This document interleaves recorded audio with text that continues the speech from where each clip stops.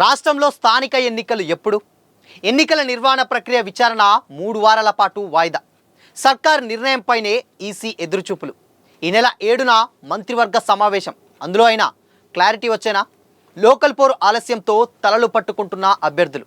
ఇంతకీ స్థానిక ఎన్నికలు ఎప్పుడు?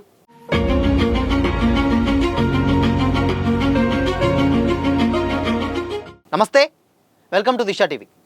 స్థానిక సంస్థల ఎన్నికల నిర్వహణ అంశం తిరిగి మళ్ళీ ప్రభుత్వం వద్దకే చేరింది.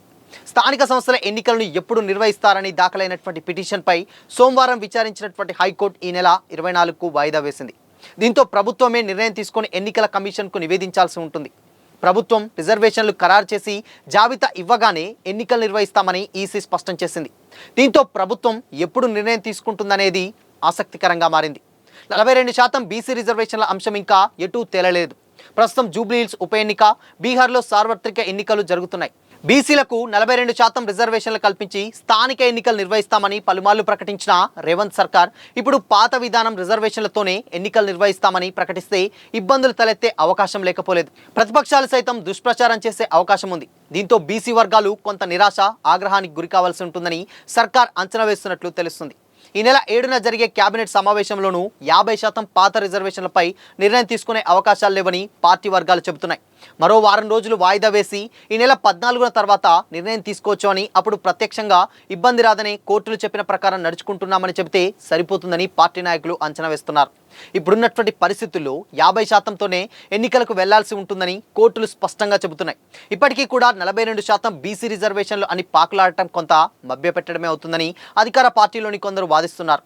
జూబ్లీహిల్స్ ఫలితాలు రాగానే 50%తో రిజర్వేషన్లు ఖరారు చేసి ఎన్నికలు త్వరగా నిర్ణయించాలని పార్టీ నాయకులు కోరుతున్నారు. ఇప్పటికే రిజర్వేషన్లు ఖరారు కావడం, నోటిఫికేషన్ కూడా విడుదల కావడంతో ప్రాథమికంగా అభ్యర్థుల పేర్లు దాదాపుగా ఖరారు చేశారు. దీంతో చివరి నిమిషంలో ఎన్నికలు వాయిదా పడ్డాయి.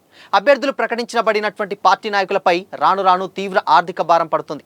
ఎప్పుడు ఏం జరుగుతుందో అనే టెన్షన్ ఒకవైపు, మరోవైపు గ్రామాల్లో జరిగే అశుభ కార్యాలు, పండుగలు, సమావేశాలు, మందు పార్టీలు, ఇలా అన్నింటికీ ఖర్చు భరించలేక అభ్యర్థులు సతమతమవుతున్నారు. డబ్బులు లేవని చెప్పలేని పరిస్థితి. తప్పించుకొని తిరిగితే ఎన్నికల్లో వ్యతిరేక ఫలితాలు వస్తాయనని అనుమానం. పార్టీ టికెట్ కోసం ప్రత్యర్థులు వేచి చూడడం, ప్రతిపక్షాలు తప్పుడు ప్రచారానికి రెడీగా ఉండడం వంటి అంశాలతో అభ్యర్థులు తలలు పట్టుకుంటున్నారు. ఎప్పుడు ఎన్నికలు నిర్వహిస్తారా అని ఆశగా ఎదురుచూస్తున్నారు. నిర్ణయం రాకపోయేసరికి నిరాశకు గురవుతున్నారు. మంత్రులు, ఎమ్మెల్యేలు, ఉన్నతాధికారుల ద్వారా ఎన్నికల సమాచారాన్ని తెలుసుకోవడానికి ప్రయత్నిస్తున్నారు. వెంటనే ఎన్నికలు అయిపోతే బాగుండని అందరూ కూడా వేడుకుంటున్నారు. అయితే ఇప్పుడు ఈ నెల 24 తర్వాత ఏదైనా వచ్చే క్లారిటీ ఉంది. బట్ ఎట్టకేలకు ఏది జరిగినా కానీ అట్లీస్ట్ నవంబర్ 24 అంటే ఆల్మోస్ట్ నవంబర్ కూడా కంప్లీట్ అవుతుంది. కాబట్టి ఇక డిసెంబర్లో ఎలక్షన్స్ కోడ్ వచ్చే ఛాన్స్ అయితే ఉంటుంది. ఎలక్షన్స్ కోడ్ తర్వాత ఇక ఎన్నికలు కూడా జనవరిని టచ్ అయ్యే అవకాశాలు కూడా చాలా బలంగా కనిపిస్తున్నాయి. ఎందుకంటే ఈ ప్రక్రియ ఇలా కొనసాగుతూనే ఉంటుంది. పార్టీ పరంగా రిజర్వేషన్ల ఇవన్నీ కేబినెట్ చర్చల తర్వాత రాను చాలా డౌట్లు అండ్ దాని తర్వాత అనుమానాలు ఇవన్నీ క్లియర్ చేసుకున్న తర్వాత డెఫినెట్గా డిసెంబర్కి వచ్చే ఛాన్స్ ఉంటుంది.